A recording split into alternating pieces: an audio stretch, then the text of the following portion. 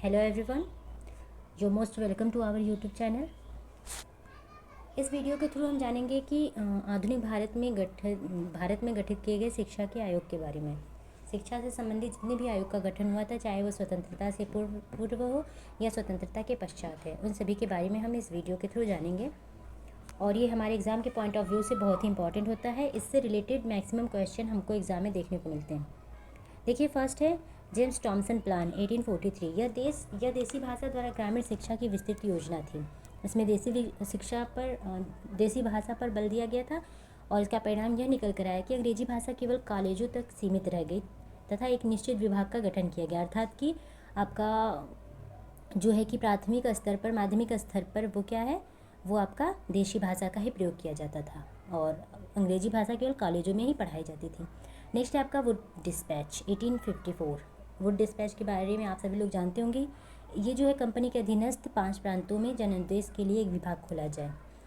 इसमें मुख्य सिफारिश ये थी कि कंपनी जो ब्रिटिश ईस्ट इंडिया कंपनी थी उसके थ्रू एक विभाग खोला जाए, एक जनादेश विभाग खोला जाए जो 5 प्रांतों को मिलाकर हो, 5 प्रांतों का इकलौता हो, ठीक है।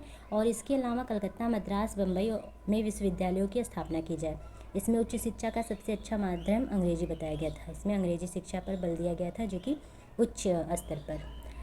परिणाम इसका निकल कर आया कि 1855 में जन अनुदेश विभाग तथा 1857 में कलकत्ता, मद्रास व बम्बई विश्वविद्यालय की स्थापना हुई। तो ये आपका इम्पॉर्टेंट है कि कलकत्ता, मद्रास व बम्बई विश्वविद्यालय की स्थापना कब हुई थी? 1854 में वुड डिस्पैच के आधार पर हुई थी। नेक्स्ट है आपका हंटर शिक्षा आयोग 1882-83। इसकी सिफारिशें प्राथमिक तथा माध्यमिक शिक्षा तक ही थी सीमित। प्राथमिक शिक्षा स्थानीय भाषा में हो, निजी प्रयासों का अधिनियम, प्रोत्साहन, नारी शिक्षा के पर्याप्त प्रबंध का निर्देश। हंटर कमीशन के अकॉर्डिंग जो है कि नारी शिक्षा के बारे में भी बात किया गया था और इसमें प्राथमिक व माध्यमिक शिक्षा के बारे में ही बात की गई थी। उच्चतर जो है कि विश्वविद्यालय शिक्षा, उन सब के बारे में बात नहीं हुई थी। और प्राथमिक शिक्षा का जो है कि भाषा हो वो कौन सा? स्थानीय भाषा हो, जिस क्षेत्र विशेष में विद्यालय हो उसी क्षेत्र विशेष की भाषाएं हों, ठीक है। मातृभाषा वहाँ की जो है उसी का प्रयोग किया जाए प्राथमिक शिक्षा को देने में। और परिणाम इसका निकल कर आया कि पाश्चात्य ज्ञान के अलावा भारतीय व प्राच्य भाषाओं के पठन पाठन में विशेष रुचि देखने को मिली। 1882 में पंजाब व 1887 में इलाहाबाद विश्वविद्यालय स्थापित किए गए। हंटर आयोग के जरिए 1882 में पंजाब एवं 1887 में इलाहाबाद विश्वविद्यालय स्थापित किया गया। नेक्स्ट है आपका रैले आयोग 1902। इसकी सिफारिशें विश्वविद्यालय शिक्षा तक सीमित थी। रैले आयोग के द्वारा हमें विश्वविद्यालय शिक्षा के बारे में ही बताया गया था, मतलब विश्वविद्यालय शिक्षा के जो भी नियम थे वो बताए गए थे। विश्वविद्यालय को अध्ययन व शोध के लिए प्राध्यापकों की नियुक्ति करनी चाहिए। गवर्नर को विश्वविद्यालय की क्षेत्रीय सीमाएं निश्चित करने का अधिकार दिया, ठीक है। रैले आयोग ने कहा कि अध्ययन व शोध के लिए प्राध्यापकों की नियुक्ति करनी चाहिए। गवर्नर को विश्वविद्यालय की क्षेत्रीय सीमाएं निश्चित करने का अधिकार दिया गया। गवर्नर जो उस प्रांत का गवर्नर जो भी होगा उसे विश्वविद्यालय की क्षेत्रीय सीमाएं निश्चित करने का अधिकार मिला। इस आयोग की सिफारिशों को के मद्देनज़र रखते हुए 1904 तथा 1904 में भारतीय विश्वविद्यालय अधिनियम पारित किया गया था। नेक्स्ट है आपका सैडलर आयोग 1917-19। इस आयोग ने प्राथमिक से लेकर विश्वविद्यालय शिक्षा के अलावा महिला शिक्षा के लिए स्वायत्ततापूर्ण संस्थाओं की स्थापना तथा व्यावहारिक शिक्षा पर जोर दिया। सैडलर आयोग के द्वारा प्राथमिक से लेकर विश्वविद्यालय शिक्षा सभी के बारे में बात की गई थी और इसमें महिला शिक्षा के भी बारे में बात की गई थी। सैडलर आयोग के द्वारा व्यावहारिक शिक्षा पर ज़्यादा बल दिया गया था। 1912 to 1960 के बीच मैसूर, पटना, बनारस, अलीगढ़, ढाका, लखनऊ तथा उस्मानिया विश्वविद्यालय खोले गए थे। हार्टोंग समिति 1929। इसमें प्राथमिक शिक्षा के राष्ट्रीय महत्व पर बल दिया गया, परंतु शीघ्र प्रसार एवं अनिवार्यता की नीति की निंदा की। उसने सुधार व एकीकरण की नीति की सिफारिश की। इसमें प्राथमिक शिक्षा के राष्ट्रीय महत्व पर बल दिया गया था, ओके।